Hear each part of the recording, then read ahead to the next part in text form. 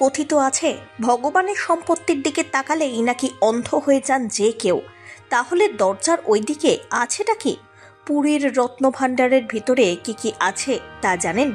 Supreme কোর্টের নির্দেশে 2018 সালে পুরীর জগন্নাথ মন্দিরের রত্নভাণ্ডার খোলার উদ্যোগ নেওয়া হয়েছিল। হাইকোর্ট নিযুক্ত কমিটি এবং এএসআই এর স্থাপত্যবিদরা ঢুকেছিলেন মন্দিরের কুঠুরিতে, কিন্তু সেই সময় চাবি না থাকায় দরজা খোলেনি। ভয়ে ভয়ে দরজার গোড়া থেকেই ফিরে এসেছিলেন তাঁরা। রত্নভাণ্ডারের ভিতরে কি আছে তা নিয়ে কৌতূহল বিন্দুমাত্র কম নেই। এদিকে রবিবার ঠিক দুপুর 1:28 পবিত্র মুহূর্তেই খোলা হলো পুরীর জগন্নাথ মন্দিরের রত্নভাণ্ডারের দরজা।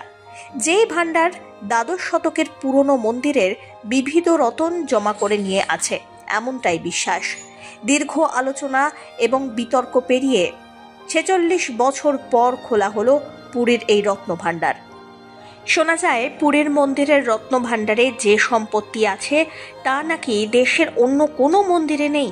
তিরুপতি বালাজি মন্দির হোক কিংবা দক্ষিণ ভারতের অন্যান্য মন্দিরগুলিকেও হার মানিয়ে দেবে জগন্নাথ দেবের সম্পত্তি। তবে সেই চোরা কুঠুরিতে ঢোকা যায় না, কারণ জগন্নাথ দেবের সম্পত্তি পাহারায় রয়েছেন স্বয়ং নাগরাজ। বিষধর সব সাপ নাকি কিলবিল করে রত্নভাণ্ডারের চারিদিকে। কেউ মণিমুক্তয় একটি হাত দিলেই ছোবল বসায় তারা। রবিবার রত্নভাণ্ডারের দরজা খোলার পর এক্স হ্যান্ডেলে পোস্ট করে এই কাজের সাফল্য কামনা করেছেন ওড়িশার নতুন মুখ্যমন্ত্রী মোহন চরণ মাঝি।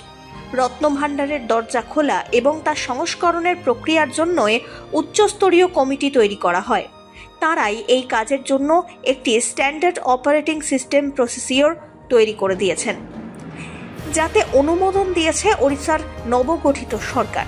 সেই অনুমোদন প্রক্রিয়া মেনেই হচ্ছে রত্নভাণ্ডার সংক্রান্ত যাবতীয় সংস্কারের কাজ।